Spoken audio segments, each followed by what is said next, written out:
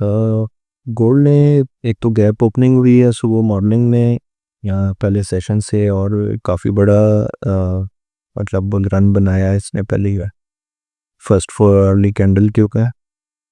और ये तकरीबन 4518 से लेके तो 4612 $94 की एक फोर अर्ली कैंडल बनाई है। जैसे कि प्रीवियस वीडियोस में कुछ चीज़ मेंशन की थी कि ये ट्रेंड लाइन इसको रेजिस्ट कर यहाँ पर सपोर्टिव ट्रेंड लाइन थी, और इसके बाद नेक्स्ट टारगेट जो है वो प्रीवियस हाई जैसे बताया था कि 4580 और 4582 83 की रेंज में भी ये जा सकता है। अगला टारगेट वही था। आज ओपनिंग के बाद से लेके तो अभी तक इसने 4612 का 4612 का जो है वो हाई बना, और उसके बाद से ये थोड़ा सा करेक्टिव मूव हुई और रीटेस्ट किया इसने इस कैंडल में। अगर इसको मैं थोड़ा सा जूम करके आपको दिखाऊं तो ये इसकी करेक्टिव मूव थी, और इसने रीटेस्ट भी किया उसी लेवल को, और वापसी पे क्लोजिंग जो है दोबारा 4590 के करीब की। अब ये जो करंट कैंडल बनने में आई है ये इसका कंटिन्यूएशन पैटर्न होगा, और इसमें क्योंकि इसने पिछली फोर अर्ली कैंडल ने काफ़ी हद तक न्यूट्रलाइज किया है चीज़ों को। अब इसका जो नेक्स्ट टारगेट है वो तकरीबन 4565 4665 या 66 जैसा जहाँ पे सेलिंग रेंज बताई है, वो इसके ऊपर वाले बैंड की ऊपर वाले चैनल की जो है वो रेजिस्टेंस बन जाएगी, जो सेलिंग रेंज दी हुई है 4666 से ऑनवर्ड की।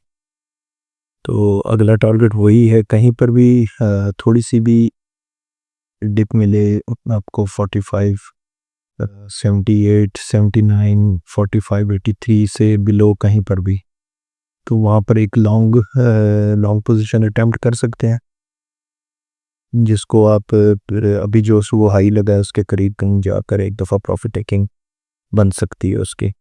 लेकिन अल्टीमेट टारगेट जो है इसका वो 65 एंड अबव बनता है। अगर इसको थोड़ा सा जूम आउट करके मैं आपको दिखाऊं तो ये एक अच्छा बुलिश चैनल बुल रन बना हुआ है, और करेक्टिव में इम्पल्स सब करेक्शन के बाद वे या दोबारा जो है वो एक नई दो में जाने के लिए तैयार है। जो ये इसकी रेजिस्टेंस बन रही है ट्रेंड लाइन की वो 4665 66 वाली रेंज है, और यहाँ से ये दोबारा जो है वो किसी में करेक्टिव मूव में या किसी डिप में या ट्रेंड रिवर्सल में जा सकता है, लेकिन वो बात की चीज़ है। पहले फर्स्ट ऑफ ऑल ये लेवल्स को टच करके यहीं से अगर सिल्वर की बात करें तो सिल्वर ने भी आज अन्य ऑल टाइम हाइज लगाए हैं, और वहाँ से ये 45 सॉरी 84 65 84 65 के भी कखाए लगे हैं, और ये है इसी ऊपर वाले बैंड में ये दोबारा घुस तो गया है, लेकिन अभी थोड़ा सा इसकी मज़ीद ऊपर वाली साइड अभी उस तरह कंफर्मेशन नहीं है। गो के इसने ऊपर क्लोजिंग तो दी है ट्रेंड लाइन से ऊपर 100 का भी। अगर ये यहाँ सस्टेन कर जाता है इस रेंज को, ये कंसिडर करेंगे 83.25 के ऊपर इसको रहना चाहिए। अब अगर इसके अंदर तेज़ी 83.25 ब्रेक नहीं होना चाहिए इंट्राडे में भी और उसकी दोबारा क्लोजिंग पे भी। नेक्स्ट टारगेट इसका कहीं 86 जैसा लगता है, 85 80 से लेके 86 के बीच में कहीं ये रेजिस्ट कर सकता है। अनचार्टेड हैं ऊपर वाले बैंड कॉर्निंग है, इसने भी फ्राइडे ही अपना मोमेंटम तो शो कर दिया था।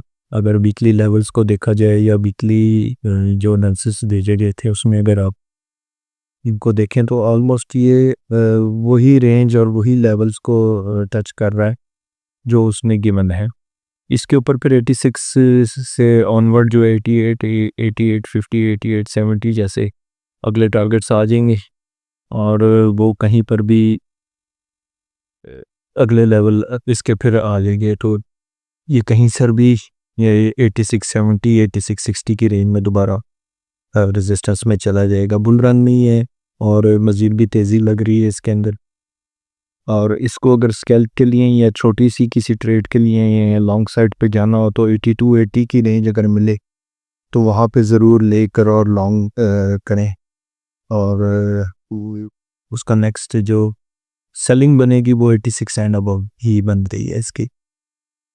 और यहाँ से अगर क्रूड ऑयल के ऊपर डिस्कस करें तो क्रूड ऑयल ने अभी तक तो थोड़ा सा ऐसा है जैसे कंसोलिडेशन ही कर रहा है इन लेवल्स के ऊपर, और मूव तो अच्छी बनी है। अगर ये एरिया मजबूत, ये जो हॉरिजेंटल लाइन है ये 5880 वाली है, एक रिटेस्ट बनता है कि जो इस रेंज में कहीं रिटेस्ट कर सकता है इसको, और वो भी एक अच्छी बाइंग की रेंज बनेगी। अगर ये 5850 के नीचे कहीं मिल जाए तो बहुत अच्छी बाइंग कंसिडर कर सकते हैं। दूसरी सूरत ये है कि अगर ये फ्राइडे को जो इसने हाई लगाया था और आज सुबह मॉर्निंग में जो हाई लगाया है, अगर इसके ऊपर ये सस्टेन कर जाता तो अल्टीमेटली 6140 वाली रेंज जो है ये यहाँ से दिखा सकता है।